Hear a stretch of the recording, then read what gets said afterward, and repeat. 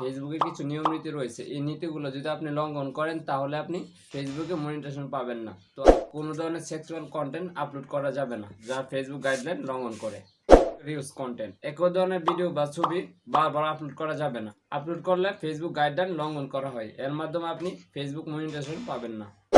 কোনো ব্যক্তির কমেন্টে গিয়ে আপনি বকাঝকা করতে পারবেন না, করলে আপনি ফেসবুক বিধি লঙ্ঘন করা হবে, এর কারণে আপনি মনিটাইজেশন পাবেন না। কোনো ধরনের রক্তাক্ত ভিডিও আপনি আপলোড করতে পারবেন না, যেমন কোনো ব্যক্তি গাড়ি অ্যাক্সিডেন্ট করেছে, এখানে প্রচুর পরিমাণে রক্ত বের হয়েছে, এরকম ভিডিও বা ছবি আপলোড করা যাবে না যা ফেসবুক গাইডলাইন লঙ্ঘন করে থাকে। অন্যের কন্টেন্ট আপলোড করা যাবে না। আমরা অনেকেই করে থাকি যে মুভিজ ক্লিপগুলো কেটে কেটে আমাদের ফেসবুকে আপলোড করে থাকি, এর কারণে আমাদের ফেসবুক গাইডলাইন লঙ্ঘন করা হয়, এর কারণে আমরা কিন্তু মনিটাইজেশন পাবো না। সো আপনি যদি এই নিয়ম কানুনগুলো মানেন তাহলে আপনি ফেসবুক মনিটাইজেশন দ্রুত পেয়ে যাবেন। ফেসবুকের এই গাইডলাইন সম্পর্কে আমি কিছু আপনাদেরকে বোঝাতে পেরেছি। পরবর্তীতে আমি বড় একটি ভিডিও নিয়ে আসবো, সেখানে A to Z আমি ফেসবুক গাইডলাইন সম্পর্কে আপনাদেরকে আলোচনা করে তা বুঝিয়ে দিব।